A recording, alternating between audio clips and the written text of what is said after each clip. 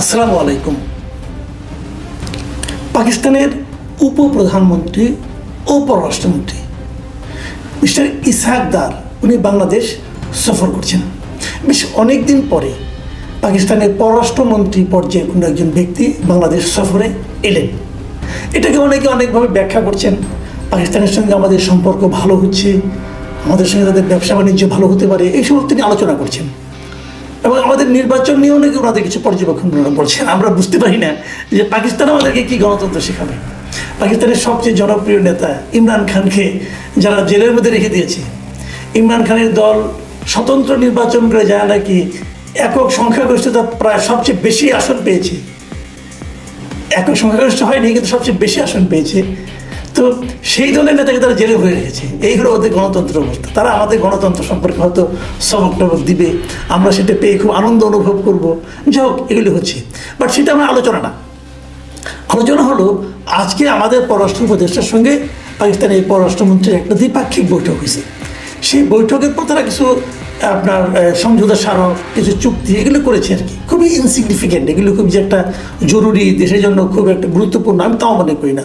But আলোচনার বিষয়টা হলো, সাংবাদিকরা জিজ্ঞাসা করেছেন যে আমাদের সঙ্গে যে পাকিস্তানের কিছু অমীমাংসিত ইস্যু আছে সেগুলোর ব্যাপারে উনি কী বলতে চান।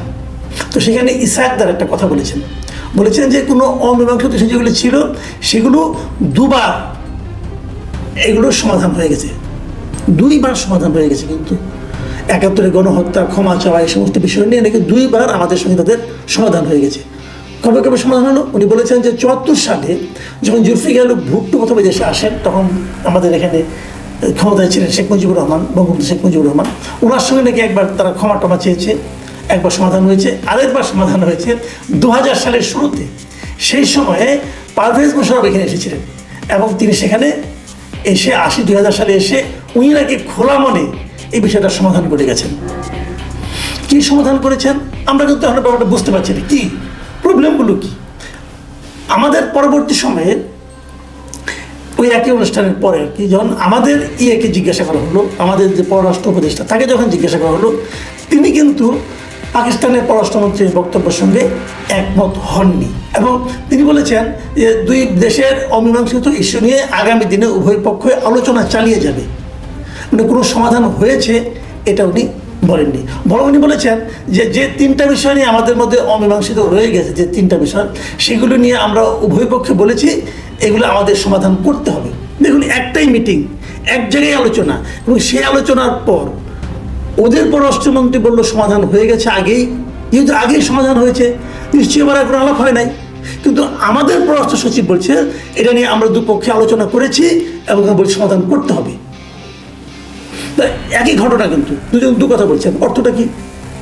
অর্থটা হলো, আমরা যেটা বুঝতে পারি, আমাদের পররাষ্ট্র সচিব আমাদের সাংবাদিকদেরকে একটা সান্ত্বনা বাণী শোনাচ্ছেন যে সমাধান হবে, আলোচনা হবে, আর ওরা বলছে সমাধান হয়েছে, মানে ওরা কোনো আলোচনাই করবে না।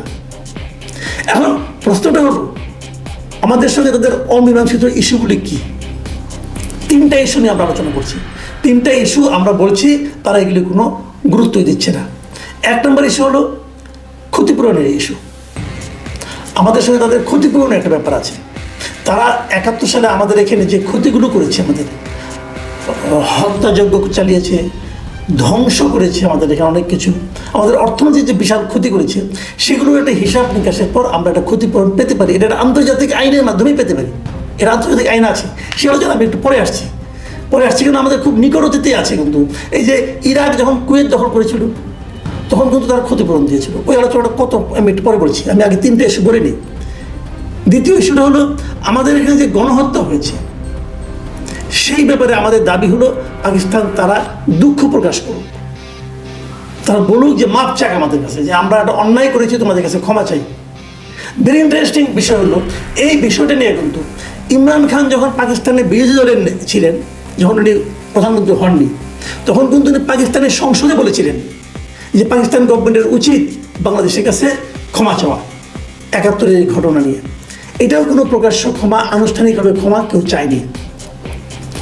৩ নম্বর হলো যে আমাদের এখানে পাকিস্তানের অনেক নাগরিক আটকা পড়ে আছে, যে বিহারি আমরা বলি না যে বিহারি ক্যাম্প আছে একটা মোহাম্মদপুরে, আরও আরেক জায়গায় সৈয়দপুরে বোধহয় এরকম একটা আছে, যে প্রচুর পাকিস্তানি কিন্তু আমাদের এখানে আটকা আছে, যারা পাকিস্তানে ফেরত যেতে চায় কিন্তু যেতে পারবে, যারা বাংলাদেশের নাগরিকত্ব গ্রহণ করেনি এখন পর্যন্ত, কিন্তু আমাদের এখানে বসবাস করছে।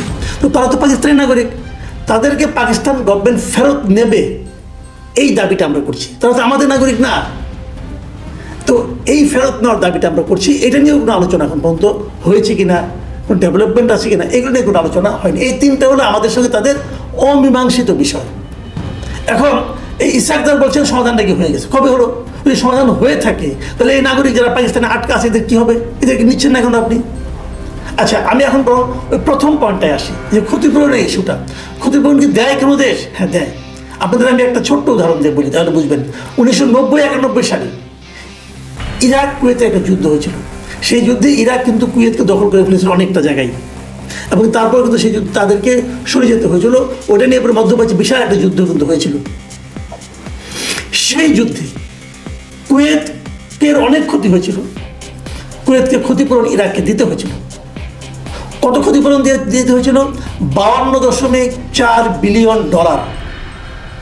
$52.4 বিলিয়ন ক্ষতিপূরণ ইরাককে দিতে হয়েছিল কুয়েতকে, এবং সেটা তারা তাদের তেল বিক্রি করে ধাপে ধাপে দিয়েছে। ইরাক কিন্তু এর মধ্যে যুদ্ধ বিধ্বস্ত দেশ হয়ে গিয়েছিল, আগের অবস্থা ইরাকের ছিল না, কিন্তু তারপরেও তাদের সেই ক্ষতিপূরণ দিতে তারা বাধ্য হয়েছিল, এবং 2022 সালের ফেব্রুয়ারিতে এসে তাদের সেই ক্ষতিপূরণ দেওয়াটা সমাপ্ত হয়েছিল, এবং সেই ক্ষতিপূরণ তাদেরকে দিতে হয়েছিল জাতিসংঘের মাধ্যমে। সেই 80 সালে যুদ্ধ হয়েছে, কিন্তু 90 সালে যুদ্ধ হয়েছে। 90 থেকে শুরু করে ধাপে ধাপে দিতে দিতে 2022 সালে এসে তারা সেই ক্ষতিপূরণটা সমাপ্ত করতে পেরেছে। মানে 32 বছর লেগেছে ক্ষতিপূরণটা দেওয়া। আর বাংলাদেশের সঙ্গে ক্ষতি কত হয়েছিল আমরা যদি ওই সময়টা হিসাব করি, ইরানের ক্ষতি হিসাবে জাতিসংঘ করেছিল। তো আমরা জাতিসংঘকে আহ্বান করলেই পারি, তারা দেখুক কত ক্ষতি হয়েছিল। কিন্তু আমাদের একটা হিসাব আছে। বঙ্গবন্ধু যখন দায়িত্বে ছিলেন স্বাধীনতার পর তখন উনি একটা ক্ষতির হিসাব করেছিলেন। উনি মানে কি, উনি আমাদের যারা এক্সপার্ট ছিল তাদেরকে দিয়ে একটা ক্ষতির হিসাব উনি করিয়েছিলেন। সেই ক্ষতির পরিমাণটা ছিল $30 বিলিয়ন সমপরিমাণ। $30 বিলিয়ন সমপরিমাণ। এবং সেই ক্ষতি আমি যদি ওই 1972-এর ওই সময়ের যে ক্ষতিটা $30 বিলিয়ন, সেটাকে যদি আজকের হিসাবে করি, এই যে মুদ্রাস্ফীতি, তারপরে সুদ, এই সবগুলো মিলিয়ে যদি ধরি, তাহলে সেটা দাঁড়ায় $400 থেকে $500 বিলিয়ন।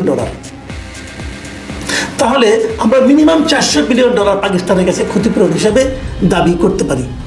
এবং যদি পাকিস্তান বলে এত টাকা ক্ষতি হয় নাই, তো ঠিক আছে, তাহলে আপনি জাতিসংঘের কাছে যান, জাতিসংঘে একটা নিরপেক্ষ তদন্ত করুক, নিরপেক্ষ হিসাব করুক, করে বলুক কত টাকা ক্ষতি হয়েছে। কিন্তু আপনি তো ক্ষতি করেছেন, আমার ক্ষতি করেননি।